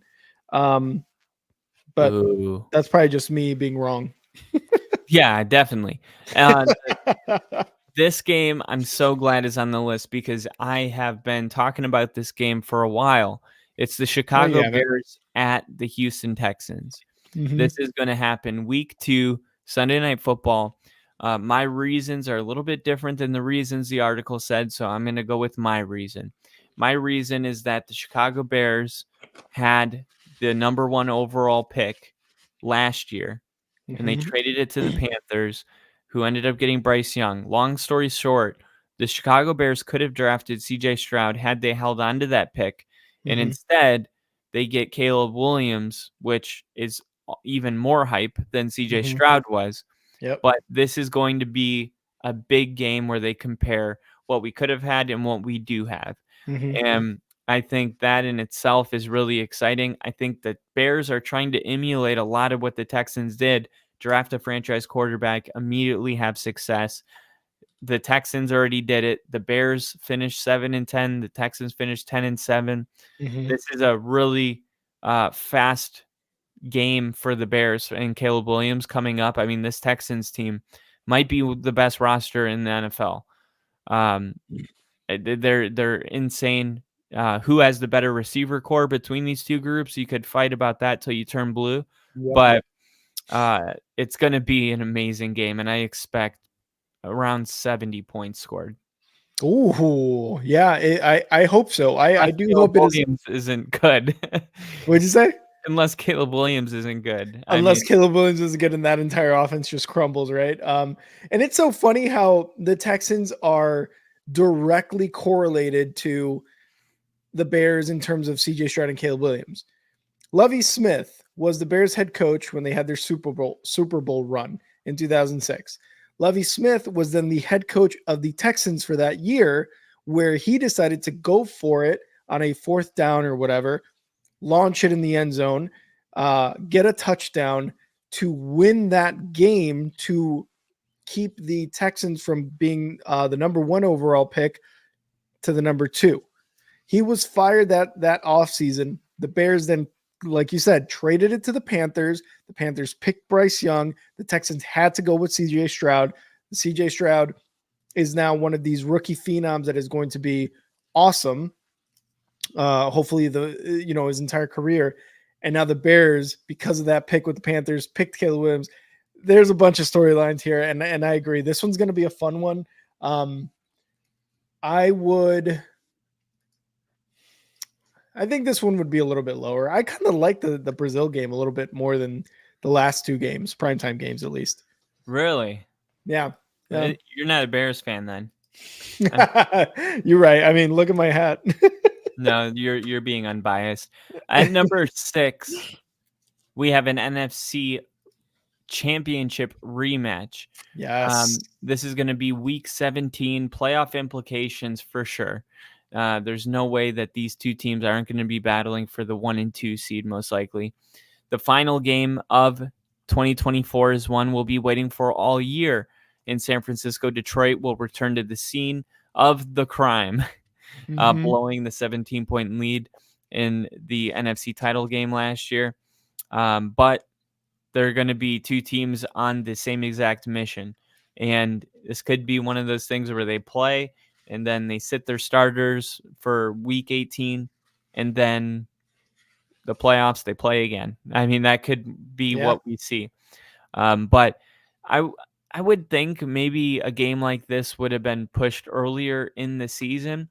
But instead, the NFL incentivizes not resting any players, putting meaningful games at the end of the schedule. So I think that this one, I haven't seen the other ones, but maybe could be higher depending on what we're about to run into. Because this is going to be, like I said, 2 teams with a not just a similar goal. We all have the same goal, but the same expectations, the same kind of talent, the same head coaching questions. Yep. If whatever team loses the playoffs, whether it's Dan Campbell or Kyle Shanahan, fans are going to be fans and they're going to say, maybe they just can't win the big game. There's too much talent to not win.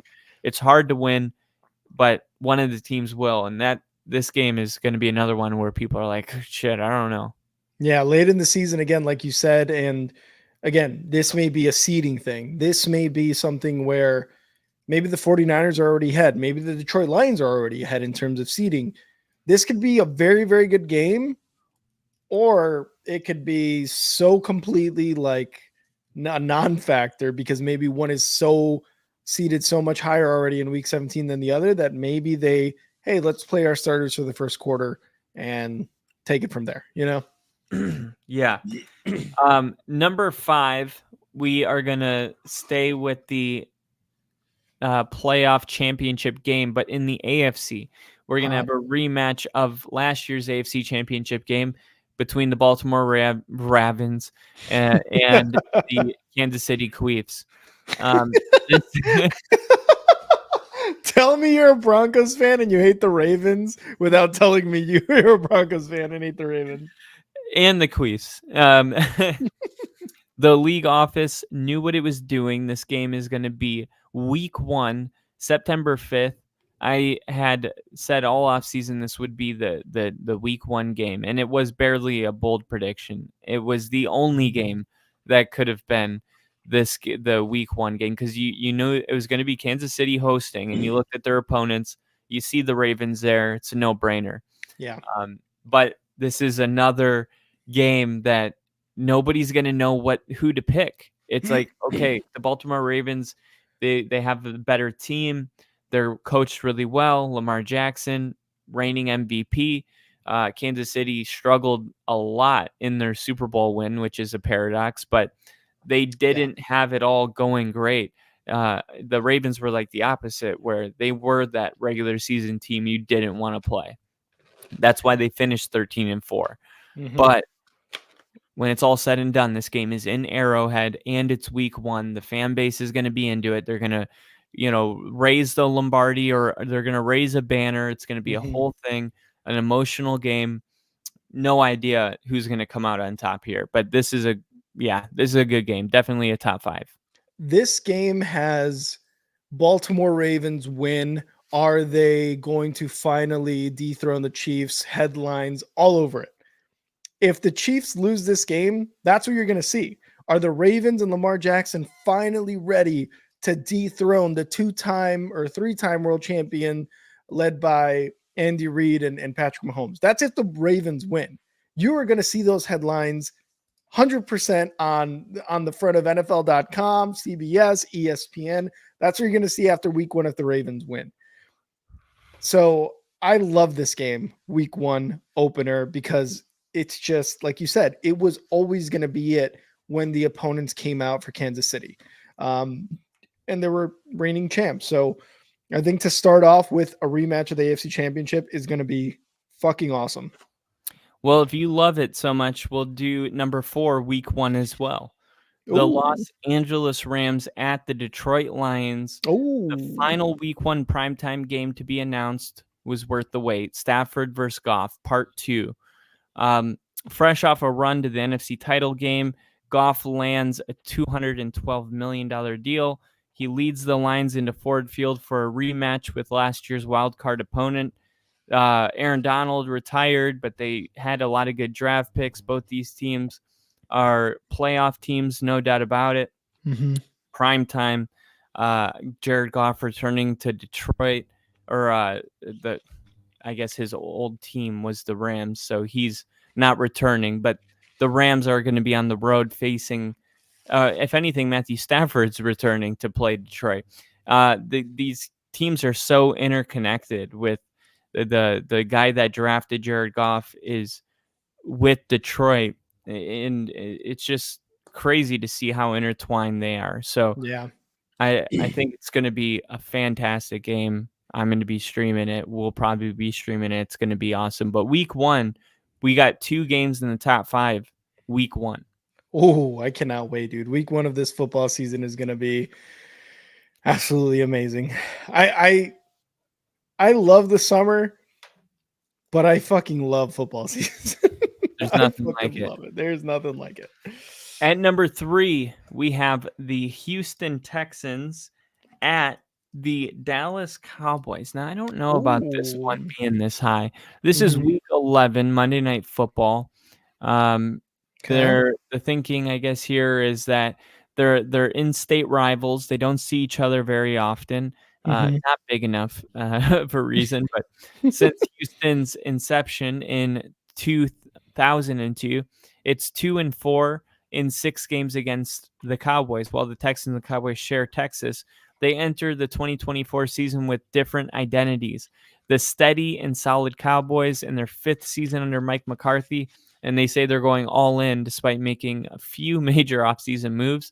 The Ezekiel Elliott reunion indicates they're rehashing more than reloading. Upstart Houston, meanwhile, is cashing in on hotshot sophomore quarterback CJ Stroud, getting him Stephon Diggs, Joe Mixon. Look, I get, trust me, you don't have to convince me, but this game shouldn't be number 3. Yeah, and it's a week 11 game. I'm putting this one number 10, and maybe it doesn't even really need to be number 10. I don't think it needs to be on here. Like you said, if 2 teams played in the Super Bowl from the same state. Oh my God, that's the battle for Texas right there. Who else? That's California. The Jets and the Giants, the Rams and the Chargers and 49ers. Jacksonville Jaguars and the Dolphins are AFC. Yeah, that's it. Yeah, so that's it. But yeah, man, again, the battle for Texas, it seems like they're the only 2 teams in Texas. But week 11, could this have some sort of playoff implications? Maybe, but they're, like you said, they're both in different conferences. If this was a divisional matchup, maybe, but both teams in Texas or something, I don't know. I don't like this one really that much. Yeah, I like number 2 a lot more, and we're going to go back to week 1. The Jets at the San Francisco 49ers. 1 year to the Monday when Rodgers tore his Achilles. The scheduling gods put him and the Jets back under the Monday Night Football spotlight. This time across the country and far away from MetLife Stadium. Rodgers will be comfortable in his week 1 arena and with his opponent. He played college ball up in the Bay Area at Cal and was memorably passed up in the 2005 draft by the 49ers, a team that he faced 13 times with the Packers, 0-4 in the playoffs. Now, the Jets quarterback may be uncomfortable, however, facing a fierce 49ers pass rush in his first game behind an improved but still gelling offensive line. In an odd twist of fate, Rodgers will also face down the player who hurried him last season into his torn Achilles, Leonard Floyd, who joined San Francisco from Buffalo this offseason. Rare is it that a reigning NFC championship is an afterthought in its own primetime home opener, and yet here we are. This game's going to be ridiculous. Yeah, I like the. It's like you said, football gods, scheduling gods, whatever. Aaron Rodgers is like, "Dude, leave me the fuck alone." The Jets are probably like, "Leave me the fuck alone," too. But also, the NFL is probably like, "You guys owe us one," like that article said. I just, I mean, I like Aaron Rodgers against the 49ers because he always tends to lose against the 49ers. So if it means Aaron Rodgers in the regular season, 6-3. He's 6-3 in the regular season. Oh, well, in the postseason, I should say. He loses to the 49ers on a consistent basis in the postseason. So, yeah, he might continue his regular season success. But, you know, God forbid, because that defense on the 49ers is very, very good. And you put Aaron Rodgers again in week 1 and something happens to him. That might be it for Rodgers. That might be it for him. Yeah, hopefully that's not the ending. Hopefully not. That would be a very anticlimactic ending to a career. Yeah. Mm-hmm. Number 1 is going to be the brother showdown. Baltimore Ravens at Los Angeles Chargers. Harbaugh brothers are planning a tiny family get-together at SoFi Stadium in front of 70,000 spectators and millions of television viewers. In the first Har Bowl since Super Bowl, brothers John and Jim will lead their respective teams against one another in a duel for dad's love. John got the upper hand in the Lombardi the last time these two faced off, but Jim is the most recent champion, leading Michigan to its first last season to its first national title in over a quarter century. Over the years, there's been severe cross-pollination between the siblings.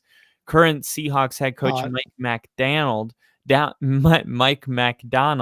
jumped from defense to Jim's and then back to John's during a 12-month span.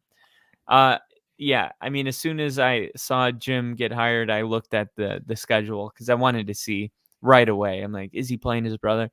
Yeah. Definitely. I don't know if number 1, but I would probably have this in my top 5, probably at 5.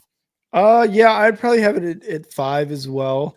Out of all these, though, the handshake, I mean, it's going to be a whole thing. It's going to be a whole thing, and like the brother aspect is awesome, but you can't beat what already happened between them two, and that was meeting in the Super Bowl. You can't beat that. You can't top that. Putting it on a list during a regular season game is not going to top that. That's already happened. The ultimate thing that can happen between brother coaches has already happened, and John Harbaugh won with the Ravens. But it's still a cool game to watch. I think it's going to be interesting, and if it's a primetime game, again, you got the brothers against each other. It's going to get mad ratings, dude. So no matter what, it's going to have awesome storylines. You heard it here first. Rick is going to get mad at the ratings.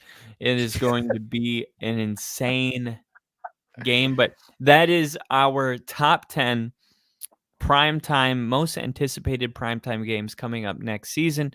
And of course, we'll be streaming every last one of those right here on the Only Football Podcast. But I think it's top 5, no debating. Top 5.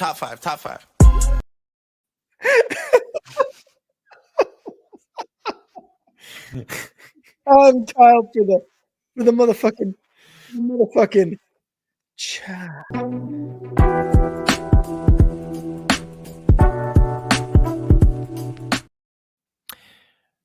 Brock Purdy feels like he has gotten better.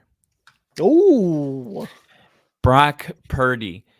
He's finally experiencing a true offseason. Last year, he was dealing with an elbow injury that kept him on the sideline until training camp.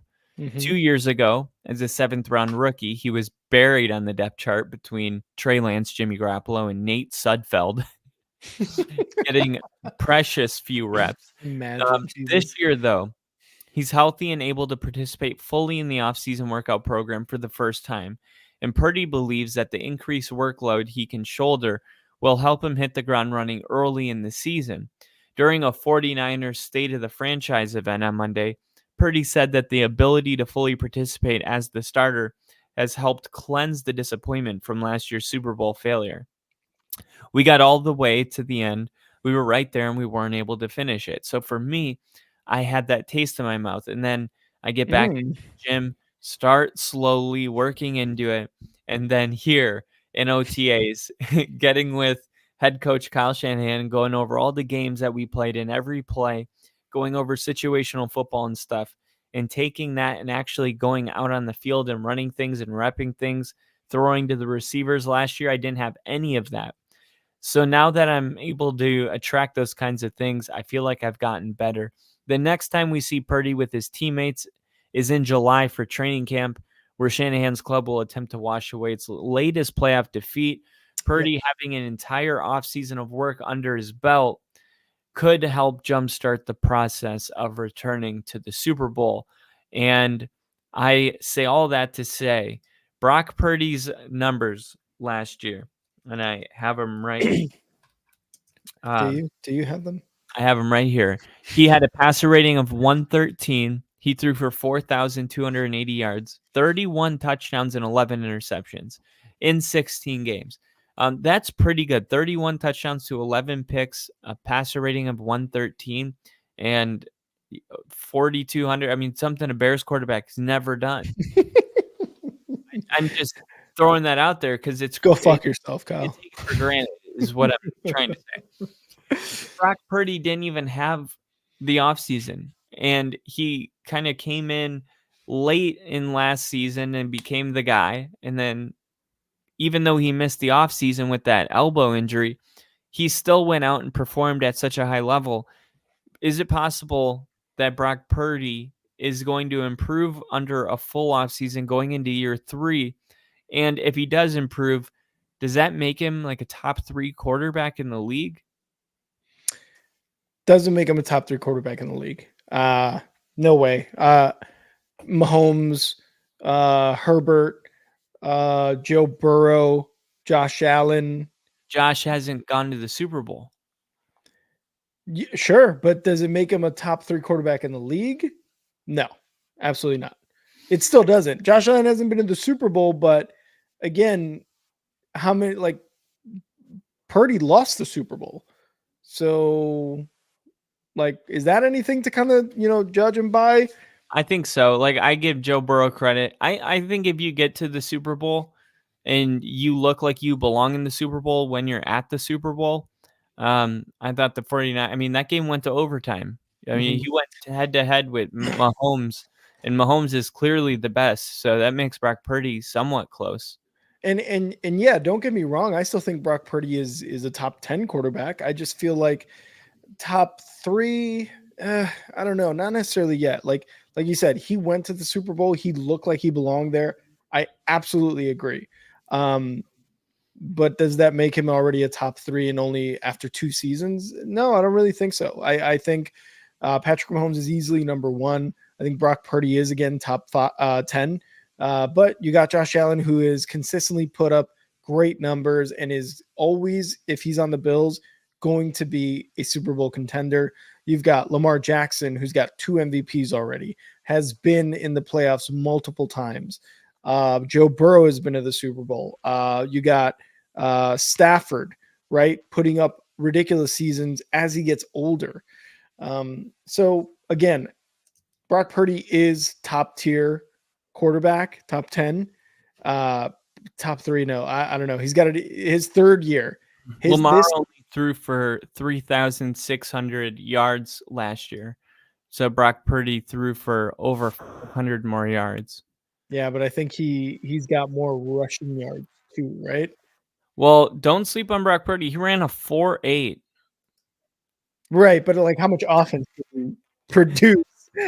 No, a 4.8. I mean, Kyle's like, hey, hold on. He ran a 5.03. a 4.8 is not sporty. terrible. A 4.7's like high school fast. Yeah, I can see that. And then I can see your that. really fast players could run a 4.5, but 4.8, I mean, it's not Tom Brady 5. Tom Brady. it's not great Tom Brady. I think Brock Purdy's up there in terms of quarterbacks. Again, he's led his team into the NFC Championship 2 years in a row and the Super Bowl last year. So he can get up there. I just again, the numbers got to continue, got to be consistent, I think. He actually had the same 40 time as Mahomes for what it's worth, and he was just 1 inch shorter. It's funny because you don't think of them when you close your eyes and visualize them. You don't think of that. No, not at all. Not at all. Where was the 1 inch shorter though? We'll talk about it later. I'm pretty sure we shouldn't say. Oh yeah, but hopefully Purdy improves though. I think Purdy will improve this year. Year 3, like you said, no injuries in the offseason, going into a full season. Let's see what he's got, man. Let's see what he's got. I agree. I think he's gonna have if he stays healthy, I think he's gonna have a really good season. I think he's still at the age where things are still clicking. And you can see that in just what he said at the State of the Union. Like, we're going over situational football. Things are still clicking. He's still growing. He's still kind of got thrown into a week 12 game, not supposed to ever start. And then last year took his team to the Super Bowl. Maybe this year he can get a ring. But if he does get better, the sky's the limit, because the 49ers have a team that is ready to win a Super Bowl the last 2 years. So if Brock Purdy gets better, that almost puts him in the game for sure. 100%. And with that, we are going to get out of here, but not before we thank all of our members, all of the people that are part of the Only Football fam. Today, Angel joined. So big thank you to Angel. Big thank you to Perry King, Lil E, Who Day Nation, Ian, that Dolphins fan, Clue, the Hurricane, Nash, who is in here, Jinja, Tyler, Liam, the Pittsburgh Steelers fan, Galadese, and of course, our number one guy right there, Bill. Bill, right there, our number one supporter. Thank you guys so much for not only becoming members of the Only Football fam, but being here during the live stream. Please remember to hit that like button, hit that subscribe button, and become a member if you are not already one. It's only $2.99 a month to become a part of the Only Football fam here on YouTube. And of course, go follow me on X at and now Rick. Kyle, where can they follow you on X? You can follow me at NFL with Kyle. And you could go follow the Only Football page at Only Football Pod on X. Make sure to subscribe to the YouTube channel too. What's up? I was gonna say we're gonna be doing the division stuff soon, where we're gonna go through the divisions. Working on it. We're gonna do a State of the Union. We just want to make sure that we're thorough with it. We don't want to just slap it together, because there's a lot of change in an off season, and we want to make sure we cover it all. Yeah, exactly. So make sure to stay tuned for that. We keep saying we're going to do it, but again, like Kyle said, we want to make sure we can go through every nook and cranny of what has been going on with the division. So stay tuned for the AFC West coming soon. And again, of course, follow the Only Football page on YouTube, on Twitch, and on X. Go follow our YouTube pages.